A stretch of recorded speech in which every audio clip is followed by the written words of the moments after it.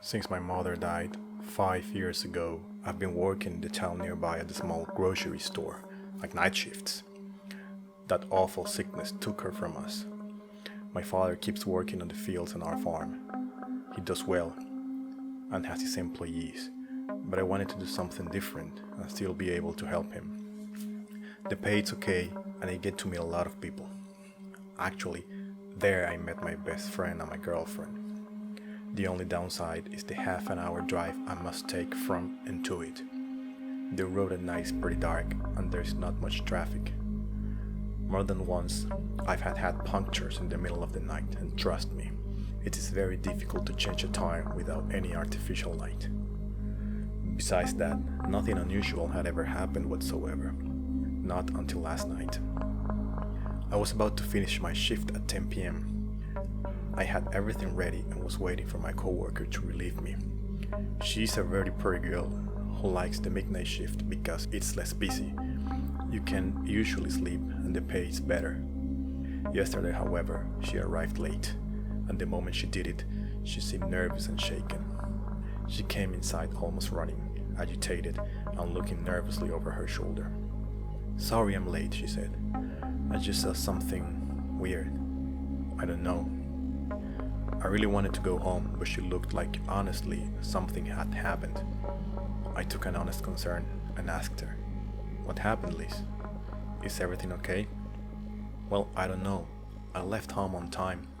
Everything was okay until I realized there was this strange man sitting by a bench halfway through my walk here.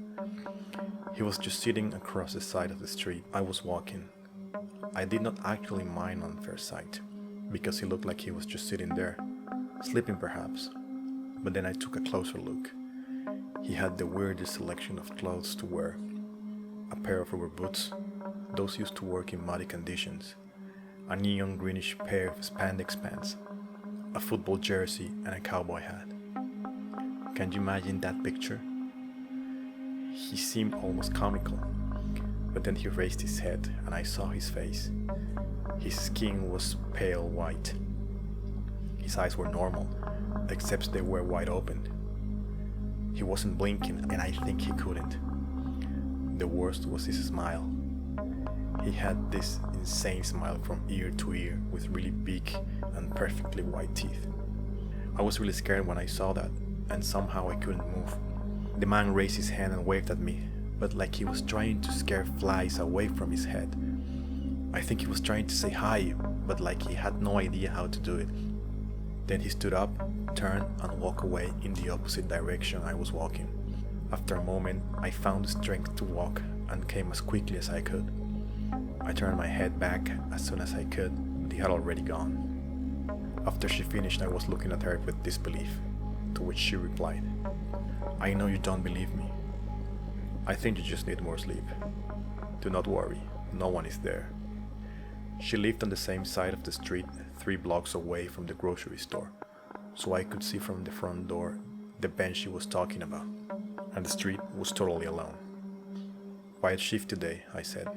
"Probably you won't have many visitors tonight, so you will be able to have some rest." "Yes, perhaps that's what I need. Probably I'll lock the front door after you leave for good measure." "Sure, you do that," I said. I was at this point thinking she was seeing things from the lack of sleep, or perhaps she had taken some medication, but I tried to keep an understanding composure. After a few more minutes, I left the shop and heard the click of the lock. Liz was genuinely scared about what she saw, or what she thought she saw. Anyway, what I really wanted to do was get into my car and arrive home so I could get into my bed as soon as possible.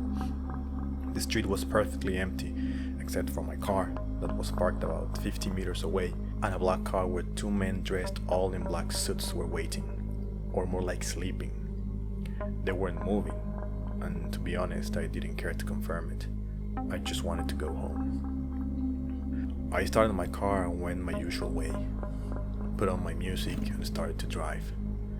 Tonight's radio show was paying a tribute to Queen, so I knew I was going to have a treat for the next half an hour. It was a clear night, so you could see the stars twinkling brightly. There was very little traffic, I was in a very good mood despite Liz arriving late to take over my shift. Around 20 minutes into my drive, a truck seemed to be coming the opposite way. It passed by way over the speed limit and was honking the horn madly.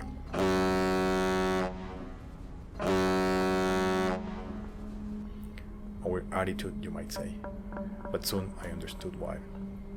The radio silenced and my engine stopped. The car slowly stopped too. This wasn't a normal failure, I thought, because everything went blank immediately, engine and electric power. I was really concerned, not because of where the damage had happened. I had had problems before on that road and I knew it is safe, but for how it happened. I really thought my car had really broken. I stepped out of it, and then it happened. The moment I stepped out, I felt a sudden drop of temperature. It seemed like we were in January, and this was just mid-August. As I was getting aware of this, the sky went pitch black. The stars were no more on the firmament. Then slowly, everything around me went black too. I couldn't see a meter away from me. I extended my hand in front of me. I couldn't see the back of it. This was not normal, and I was starting to get really scared. I tried to get back into my car, but it had locked itself. Whatever was happening, I was at the mercy of who was behind it. Just as suddenly as my car had gone dead, a white blinding light appeared in front of me, more like descended from the sky really slowly, from about 10 meters in the air. What was weird about this light is it was not dispersed in the darkness, so that I could see the light, but nothing more. Touched down 20 meters away and then started to move towards me. At this point, I was so scared that I peed myself. I wasn't ready for the worst. I wasn't ready to die. When the light got to an arm's length from me, I shut my ass and waited for the worst, but nothing happened. Then the light dimmed and I heard the voice. The voice seemed like coming from far away and in an echo. It was a children's. Do not be afraid, my friend. Please, open your eyes. When I opened my eyes and looked at him, I was shocked. There was this man. Man is the closest word I could use to describe the entity that was standing in front of me. He was about 2 meters tall, pale and thin, but the rest of his appearance was what set him apart. He was wearing red rubber boots, a neon greenish pair of spandex pants, a Broncos orange crushed jersey, and a cowboy hat.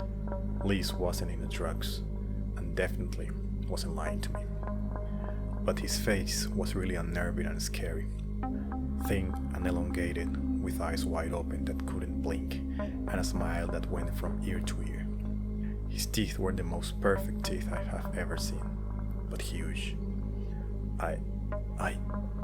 Please, don't do anything to me, I said and winced. Do not worry, I come in peace, he said, spelling every word slowly with certain difficulty. When he said that, he moved his face close to mine and waved his hand like saluting me, but he waved it with such force that seemed that his hand was going to fly off his wrist. It seemed like he had seen somebody doing it and was trying to replicate it, although poorly. Tried to calm down and thought fast. I need to get away fast, only if I could hit him and run as fast as I could. Do not hit me, please. Said the man again in his misty voice. I mean no harm. This being could read minds. I was at his mercy. I tried to calm down again, but he had his scary smiling face real close to mine. He was expecting me to say something. He knew I was going to say something.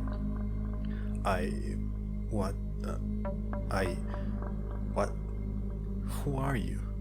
Why are you chasing me? I finally asked him. Although I thought impossible, his smile widened even more from glee of having heard the question he was expecting and began to answer. My name is... You can't pronounce it. Not with your vocal strings, teeth and tongue. I come from a planet in the system where the star you call Proxima Centauri is. We are a very advanced civilization next to you, by 1 million years according to your time reference. I am what you call a scientist, and I am here to study you, to know you better. For that reason, I have been following people, learning your customs, your facial expressions, dressing like you, talking like you, trying to blend in. I think I have succeeded. His smile widened even more. So this being was an alien. What he was doing was trying to blend in, but failed miserably. He tried to dress like us, but had no sense of fashion, of course. He tried to wave and smile, thinking that those were friendly gestures, but failed at them. His slow way of speaking was because he was getting used to the language. He realized, or perhaps read my mind, that I understood his behavior because he tilted his head like a little curious puppy and kept talking. I came here to see if you're ready, if you will be useful. You hold so much potential. Ready for what? I asked. Potential for what? Ready to join, of course. It all depends on my report. If you pass, you will join. Join what? And what if we don't pass? I asked again. Join the Galactic Society. You will have access to technology unimaginable for you right now. Perpetual moving machinery, 100% renewable and free energy, unlimited knowledge to achieve anything, hyperspace travel, virus and disease-free environment, cure for any ailment you have. Anything. I went from being scared beyond death to excited to be talking to a real alien who was offering us the chance to be part of something greater. He, of course, was reading my mind and continued. But if you fail to pass, And his smile hardened. you will be wiped out from existence. Wait, what? Why? I asked, terrified. We only live out corrupt and violent societies. Those who put what you call money over values, nature, and concern for other living beings. Those are not worthy and must be destroyed. A representative from a society 1 million years more advanced than us, saying that they will wipe out anything that looked like mankind. My heart sunk. We were doomed. He saw me again. He was smiling now, but not showing his teeth. Then he spoke. You understood. You understood. But you are not doomed yet. I will be back in 100 of your years, and then the decision will be made. In 100 years, we will talk again. 100 years?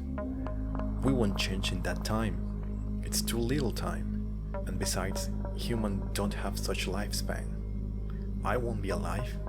You won't be able to talk to me. Oh, He replied and showed me his teeth again in his usual creepy smile. He extended a long skeletal finger and touched me with it. It was cold, but something hot emanated from it and went through my body. yes you will. He said. Yes you will. With that, he turned his hips to the opposite direction, but his torso was still facing me with his creepy smile and waved violently at me. Then he turned again into the blinding flash of light and shot to the sky. After that, everything went back to normal. Pitch black fog disappeared, the sky went clear, and the stars appeared again. Even my car started and unlocked by itself. I resumed my driving and drove as fast as I could, not paying attention to where I was going, but rather thinking what just had happened to me. That strange being, the message she brought, if it was true, we were going to be extinct on a century. When I arrived at home around 11:30 p.m., my father was sleeping. I wasn't hungry, I wasn't thirsty, and I wasn't sleepy. I was so nervous that I just sat on the couch in the living room, trying to shake the fear off. Out of nowhere, my cell phone rang. No caller ID unknown showed on the screen. Who could be at this hour? I left the phone rang and waited for the call to end, but it didn't. For 5 minutes it kept ringing. I tried to turn it off, but nothing happened. It kept ringing. Does this have anything related to the encounter I just had? What was going on? The phone kept ringing and ringing. I had to answer.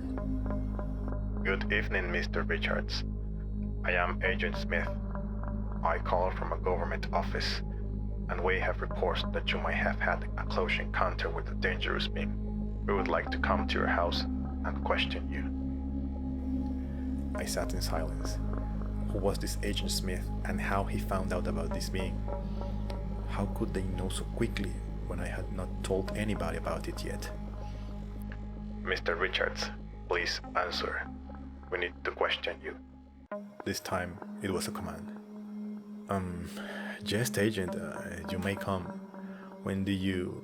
I was beginning to answer, but the knock on the door interrupted me. I looked through the window and there were two people all dressed in black suits, with dark sunglasses in the middle of the night and wearing hats. They were standing on the door threshold. They were the same two men I saw on the street when I was leaving the store back in town. How did they find me so quickly? I was still on the call with them on the phone. Then an instant message arrived in my phone. It was from Liz. It was a plain message with a simple few words. The men in black. They came for me. They are coming for you. There was again the knock at the door. I had to answer. It didn't matter what I did, they will find me. So I went to open the door. While I was walking towards the door, I glanced to the left window, looking outside. Then I saw him again. The smiling man. He was there looking and smiling at me. He moved his mouth, and although he was on the other side of the window, I heard his voice, like if he was whispering directly into my inner ear. He just said, I will be back. And yes, you will see me again. Yes, you will. They knocked again. When I looked back to the left, the smiling man was gone. One final knock, and there I went. I put my hand on the knob and twisted open. Good evening, Mr. Richards. If you reached this far, please give us a like, consider subscribing, activate notifications, and follow us on social media. Soon, we'll be back with more inside the cleft of dimensions.